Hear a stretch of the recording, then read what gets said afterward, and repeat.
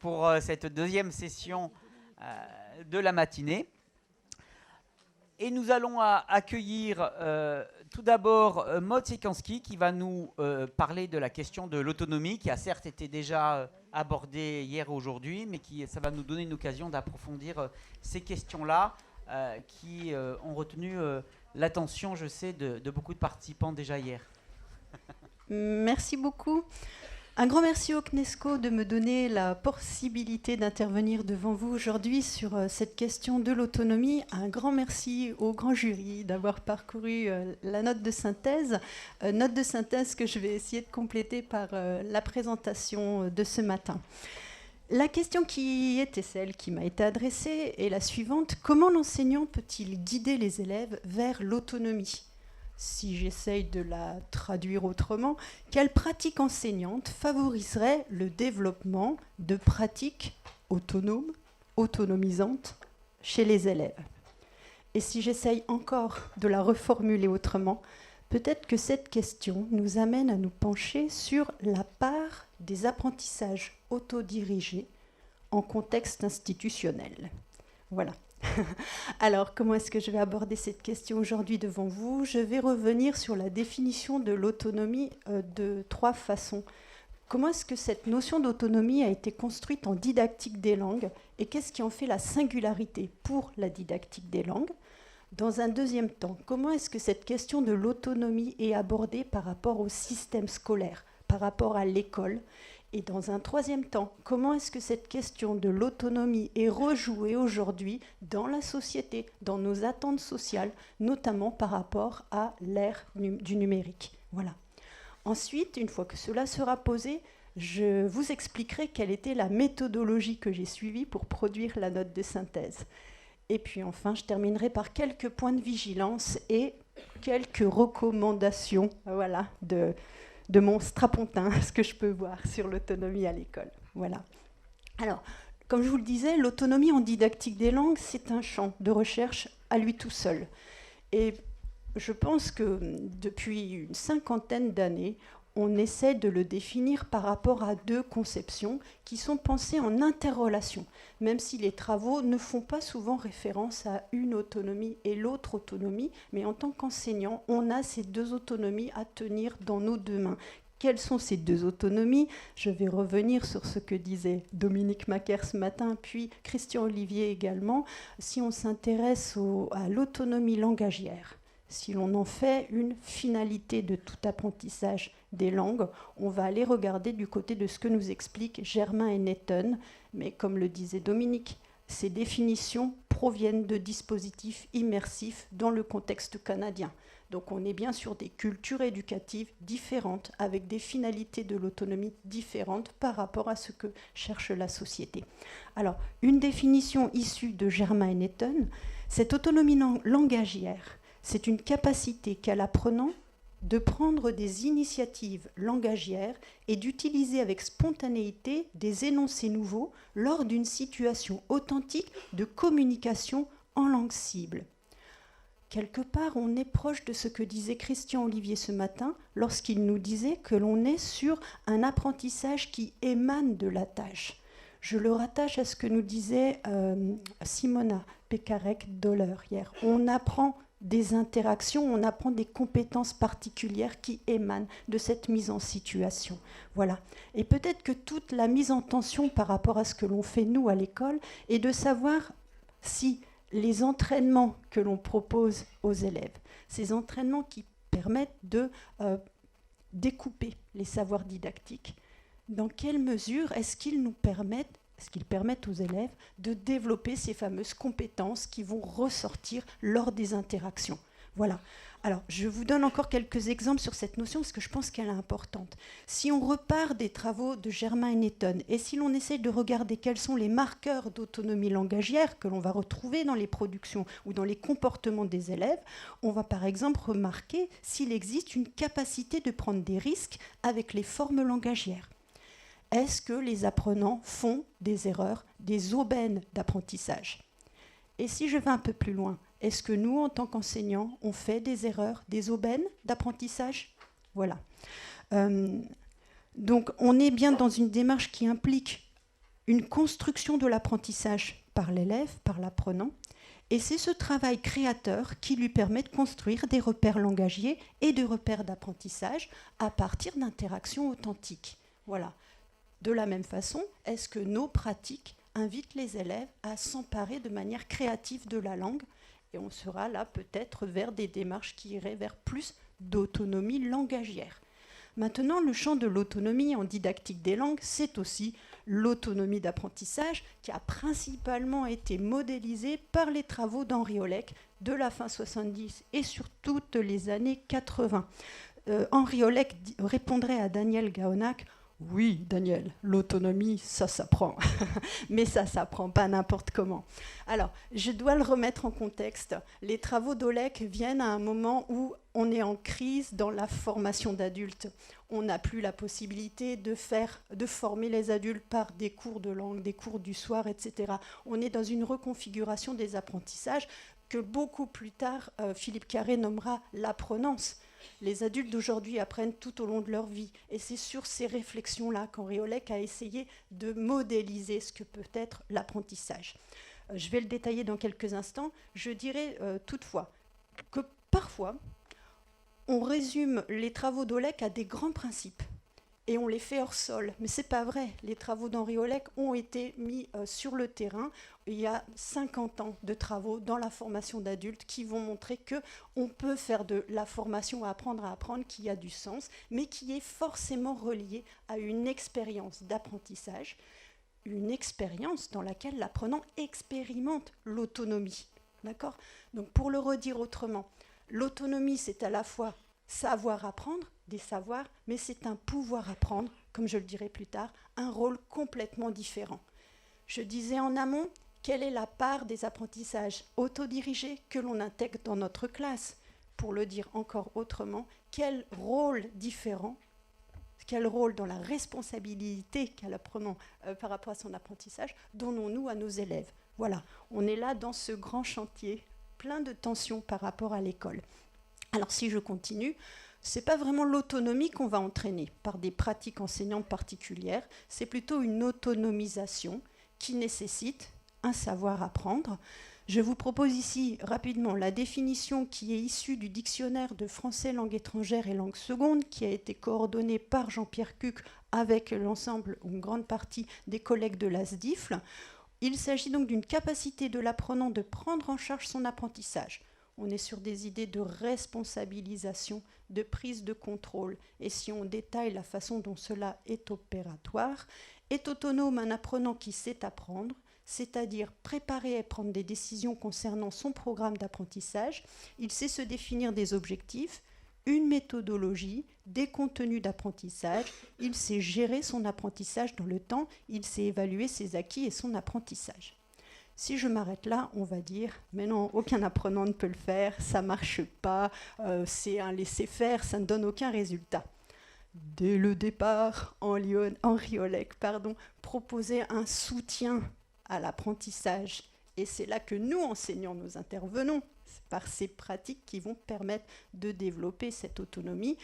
Alors, on va retrouver dans les travaux de Marie-Josée Grémaud cette démarche de soutien qui va être en 3 temps. Ou en tout cas qui va concerner 3 domaines. On a un soutien conceptuel, aider les élèves à comprendre qu'est-ce qu'apprendre une langue, à quoi ça sert la grammaire, qu'est-ce que le lexique par exemple. Des apports, un soutien méthodologique. Comment est-ce que l'utilisation de sous-titres pourrait m'aider à développer des compétences en compréhension orale? Voilà, on est sur des questions méthodologiques, mais aussi sur des aspects psychologiques. Pourquoi est-ce qu'au fur et à mesure que j'apprends, j'ai l'impression de ne pas progresser? Pourquoi est-ce que ça génère de l'anxiété? Pourquoi est-ce que j'ai l'impression de ne pas savoir quoi faire quand je me retrouve tout seul avec mon activité de balado-diffusion, etc., etc. Voilà. Alors, Marie-Josée Grémaud l'a surtout travaillé pour la formation d'adultes, mais Lenny Dam l'a travaillé dans le contexte scolaire. Encore une fois, un contexte scolaire qui n'est pas le contexte français. Ces travaux sur l'intégration des pratiques autonomes dans le contexte scolaire, elles ont beaucoup été documentées dans les pays scandinaves. Voilà.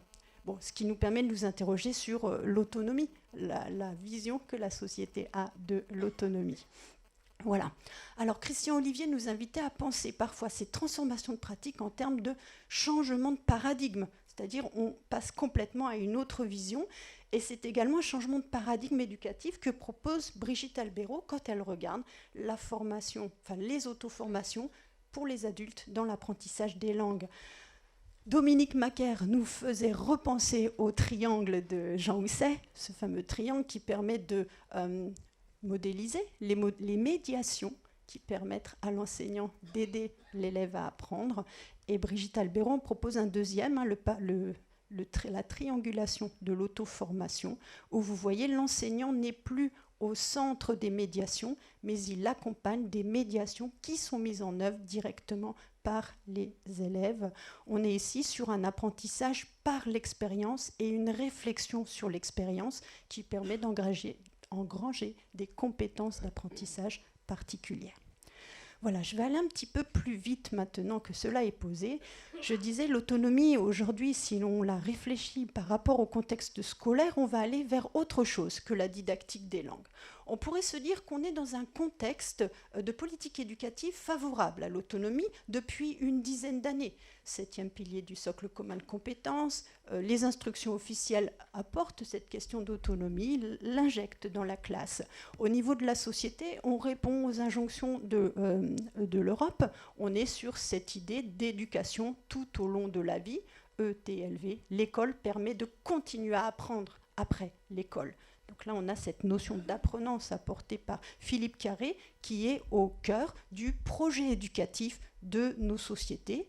Et puis en France, on a quand même un écho intéressant, c'est que ces questions d'auto-formation, d'apprentissage par soi-même, elles se retrouvent dans la philosophie des Lumières. Si je vais regarder du côté de Kant, du côté de Condorcet, du côté de l'Émile de Rousseau, on va retrouver au cœur d'un apprentissage cette volonté qu'a l'apprenant d'apprendre et qui est le moteur indispensable à tout apprentissage.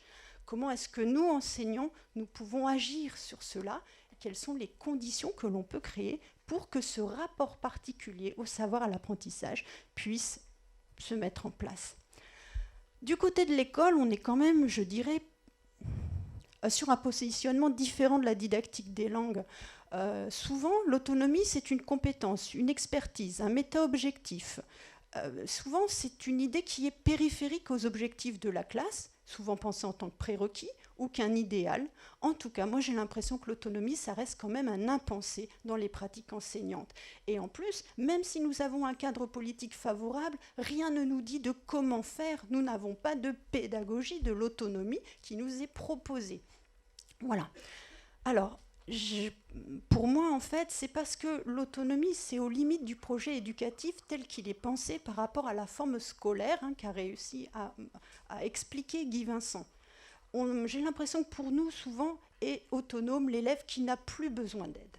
Donc, parce qu'on a bien travaillé avec lui, parce qu'on a mis en place des démarches qui ont généré de l'apprentissage, à un moment donné, ça va donner une autonomie et il sera capable, cet élève, de continuer à apprendre tout au long de sa vie. C'est un peu le pari que nous faisons.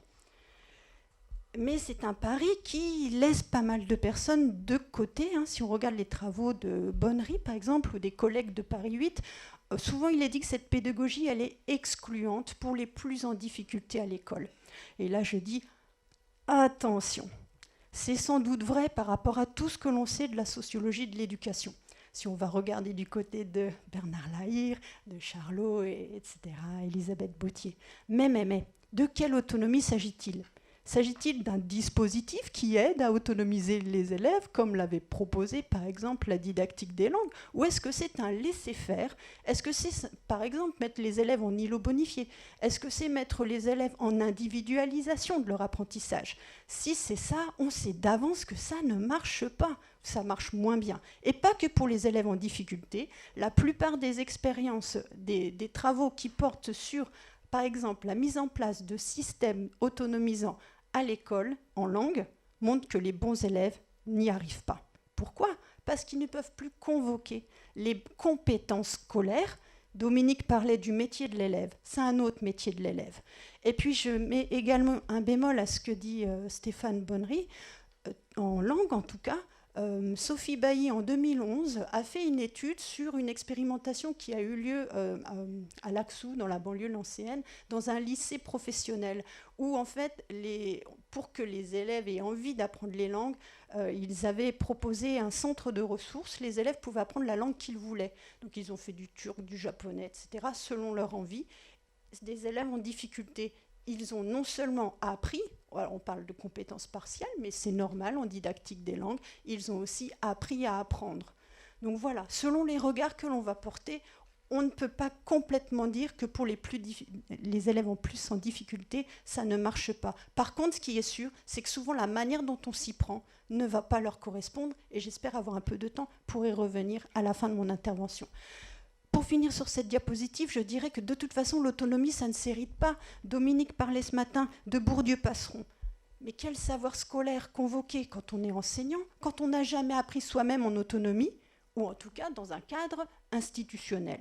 Et quel donc savoir scolaire convoqué quand on est apprenant, quand du jour au lendemain, on nous fait passer à une autre modalité d'apprentissage. Alors, pour pasticher André Malraux, je dirais donc que l'autonomie, ça se conquiert. On est encore dans cette mise en place de pratiques qui demandent un sentiment d'aventurier. Voilà. Alors, plus rapidement, puisque Elke Nissen y reviendra tout à l'heure, on est sur de fortes attentes de l'autonomie aujourd'hui dans nos sociétés et grâce ou à cause du numérique. L'autonomie, elle est souvent pensée comme un moyen ou une fin des apprentissages médiatisés par les technologies. Cet accès aux ressources qui est permis par le numérique peut agir sur un vouloir apprendre.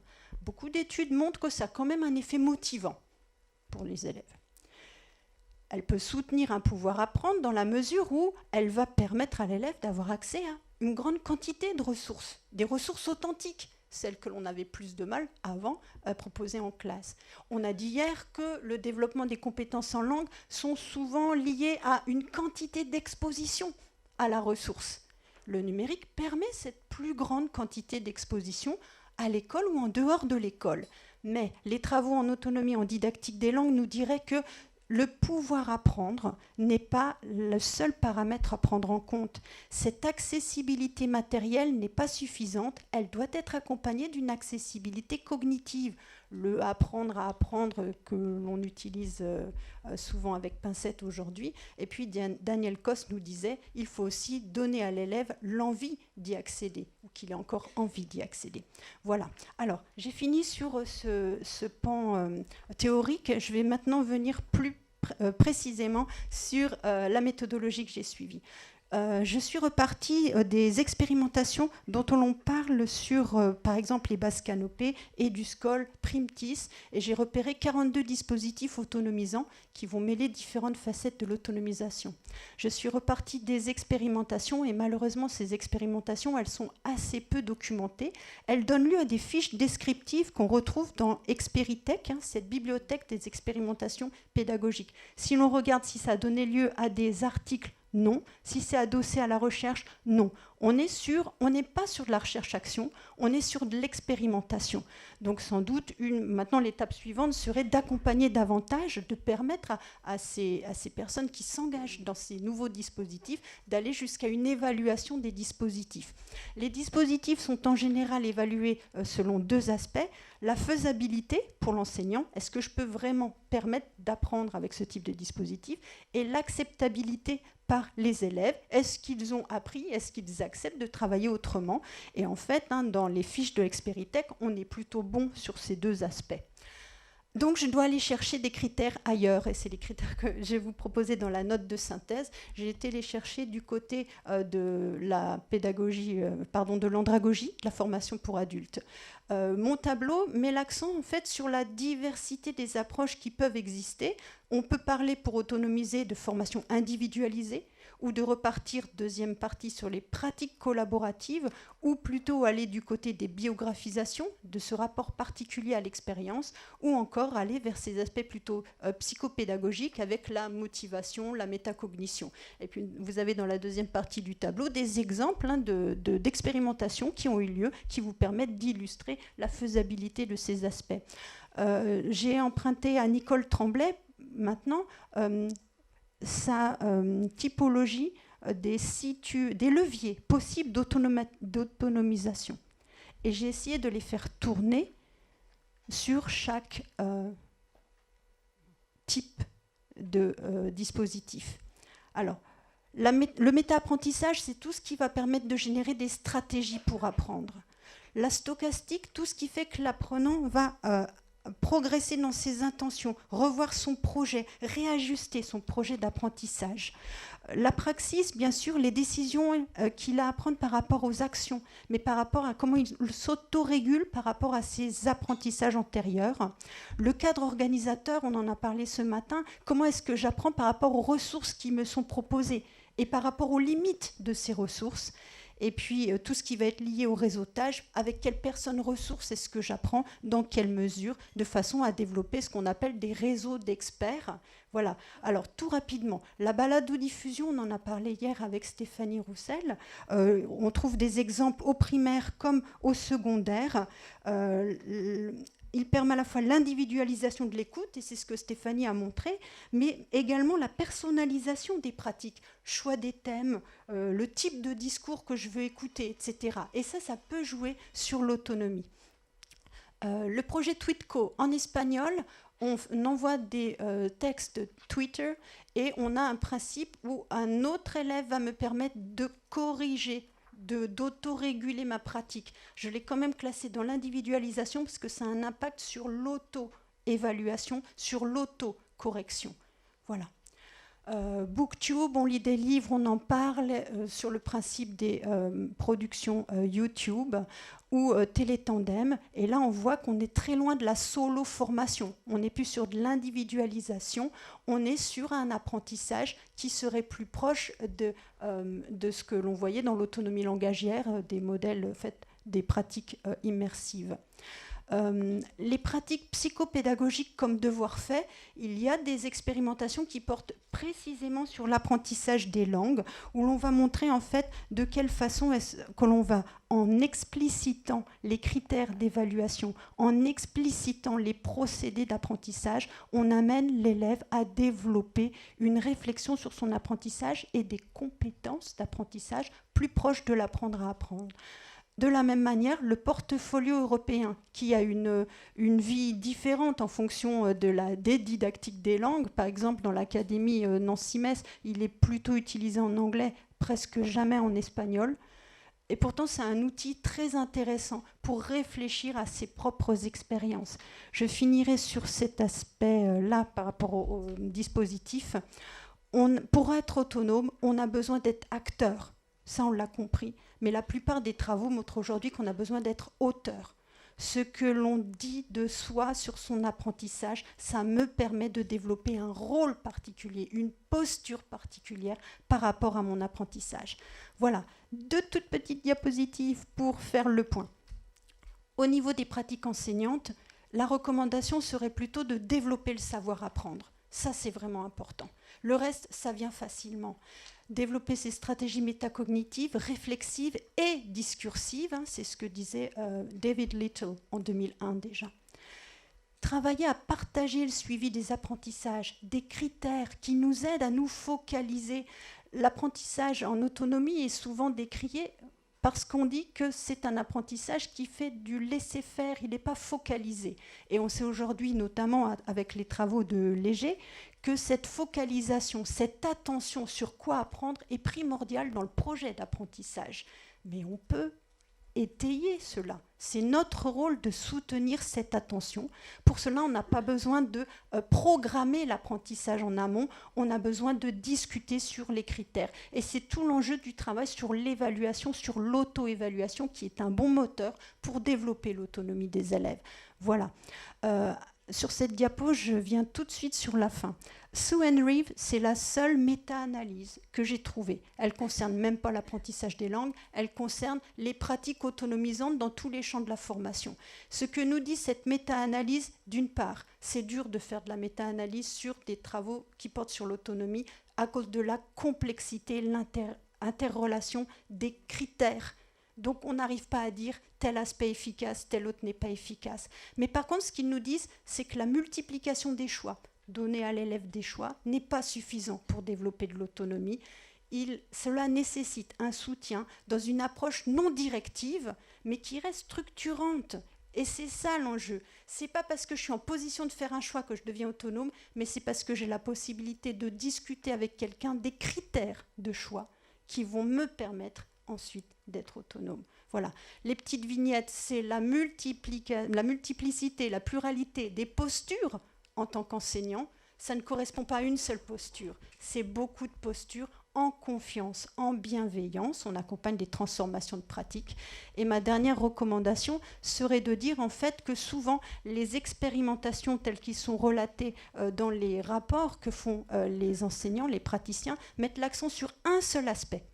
On a besoin de le penser, comme disait Brigitte Albéraud, dans un espace interfaciel. J'ai besoin de l'ensemble de ces éléments.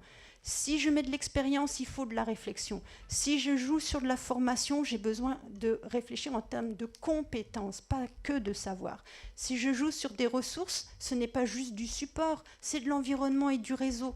Et si je joue sur un engagement de l'élève, alors j'assure un maximum de soutien. Je vous ai proposé 2 vignettes pour vous montrer que ce n'est pas forcément high-tech, l'autonomie. Et ça peut très bien marcher sans cela. Quand on parle de réflexion sur l'expérience, n'importe qui peut faire ces petites consignes qui permettent à l'apprenant de rentrer en réflexion. Et vous voyez que les ressources environnement et réseautage, un petit coin, sans numérique, au fond d'une classe, peut tout à fait inviter l'élève à transformer ses pratiques. Je suis désolée d'avoir dépassé et je vous remercie de votre attention.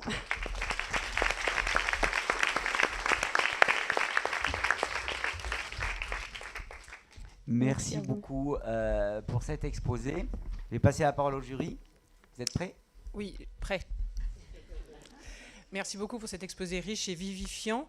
Dans votre note, vous indiquez que l'autonomie trouve également sa place à l'école dans la recherche d'une plus grande efficacité, je mets donc les mêmes guillemets que Christian Olivier, des pratiques d'enseignement-apprentissage. Nous nous sommes posé la question de savoir s'il existait des recherches qui montrent qu'il y a une corrélation entre autonomie langagière et d'apprentissage et les compétences en langue vivante. Autrement dit, est-ce qu'on peut affirmer que dans notre système scolaire, un élève autonome réaliserait de meilleures performances en langue vivante ?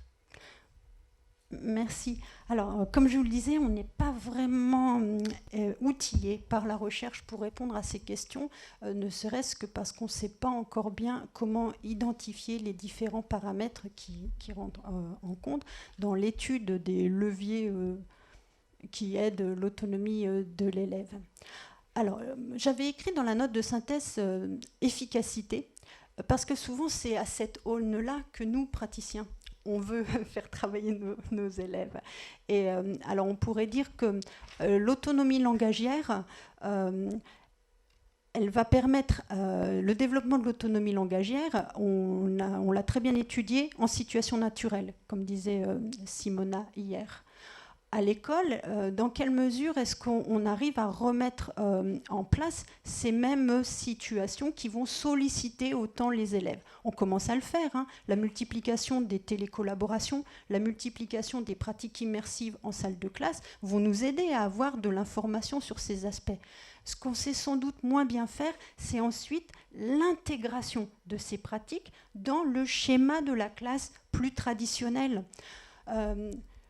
Je disais tout à l'heure que la mise en tension, c'est entre l'enseignant qui va prédéterminer les savoirs à apprendre et l'apprenant qui va mobiliser à la fois ces savoirs que l'on a entraînés, hein, c'est ce que disait Stéphanie Roussel hier, mais aussi on sait que l'autonomie qui va être générée par des pratiques immersives vont mobiliser d'autres compétences que je ne peux pas préparer en amont, mais que je peux accompagner en aval par une réflexion sur l'expérience. Alors je dirais, une fois que tout cela sera bien clair et que peut-être on adossera encore plus la recherche à la pratique, on pourra mieux comprendre pourquoi est-ce que ça peut générer de l'efficacité. De l'efficacité dans l'utilisation des langues, sans doute. L'efficacité du modèle scolaire, je ne sais pas.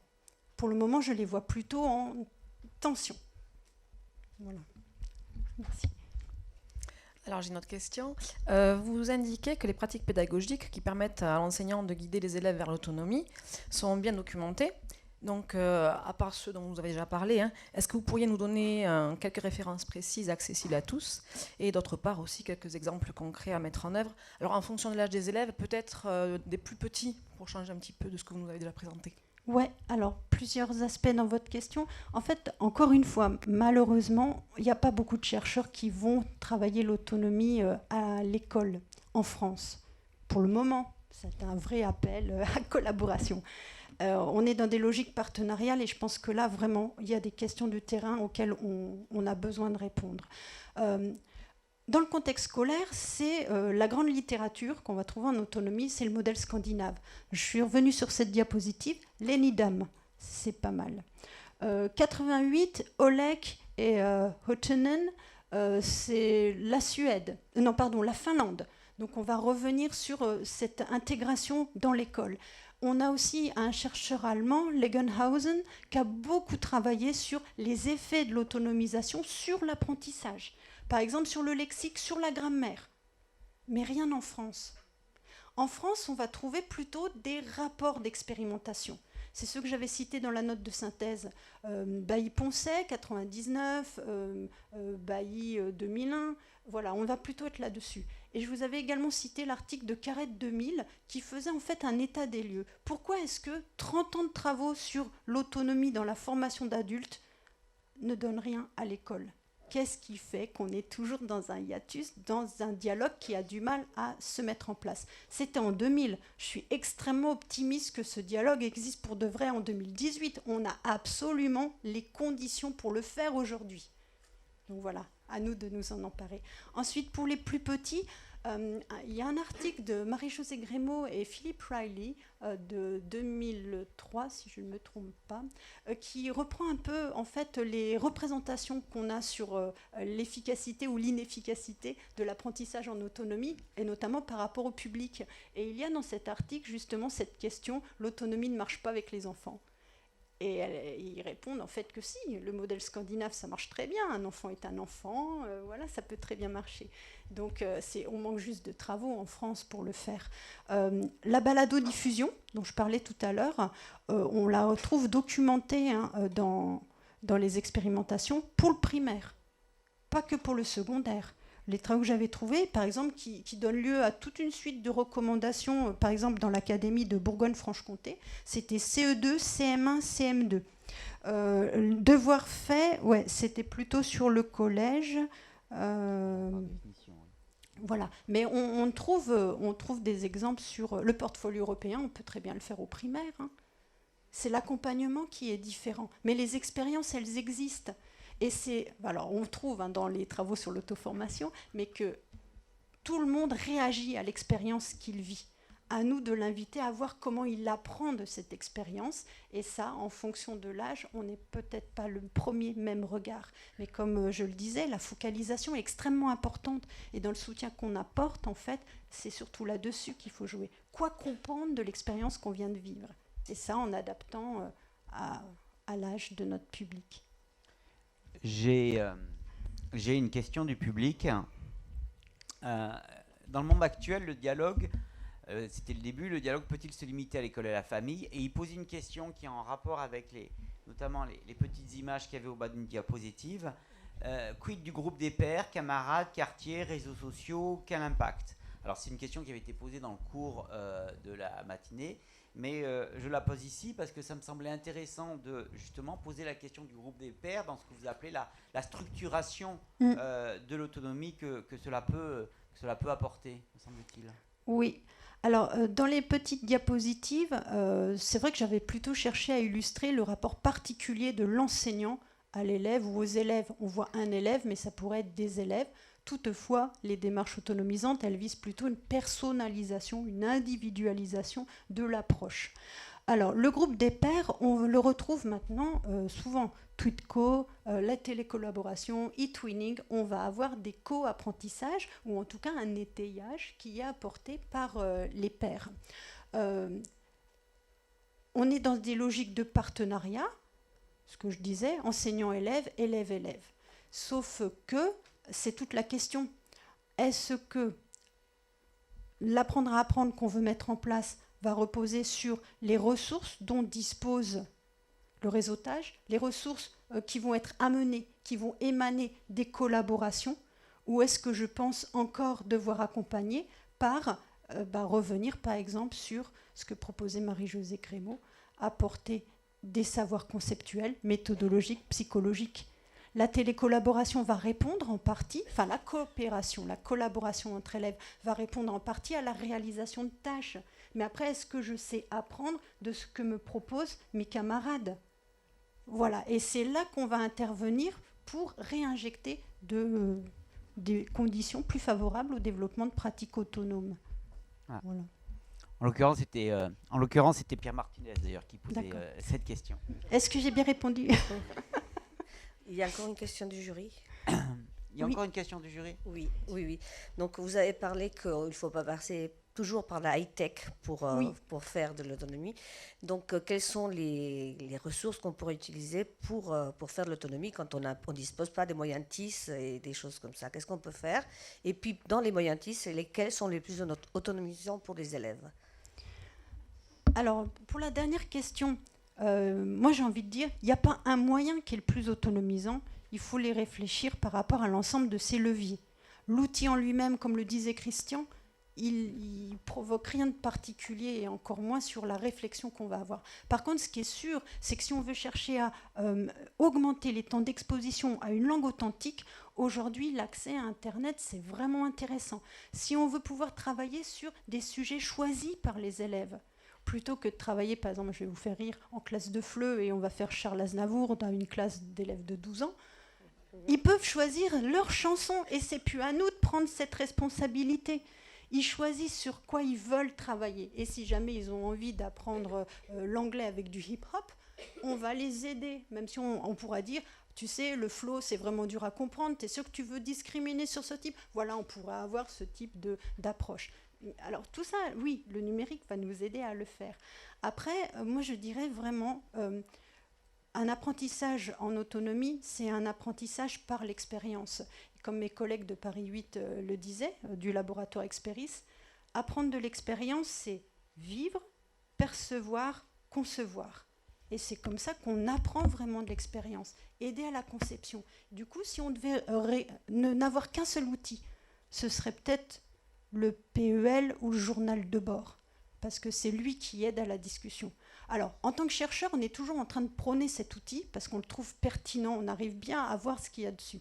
Mais en classe, c'est plus difficile à faire accepter aux élèves. Alors, je dirais, la meilleure solution, c'est ce dialogue autonomisant. Marie-Josée Crémeau, elle parle vraiment d'un autre métier, un autre discours, c'est le métier du conseiller.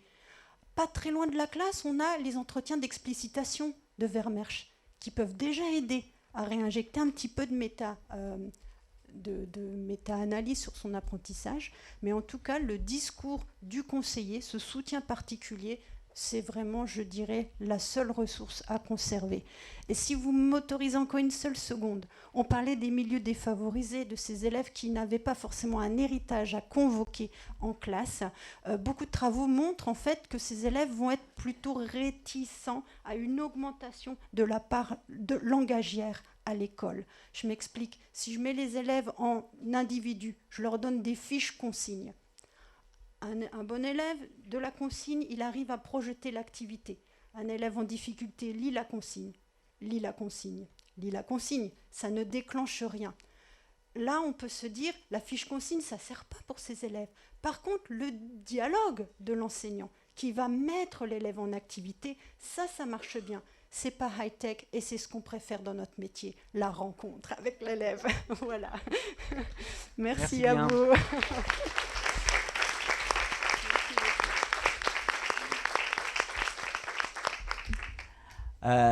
Le mot de créativité d'ailleurs a été prononcé dans votre conférence et on va justement venir sur cette question maintenant de façon centrale. Pourquoi et en quoi la créativité a-t-elle sa place dans la classe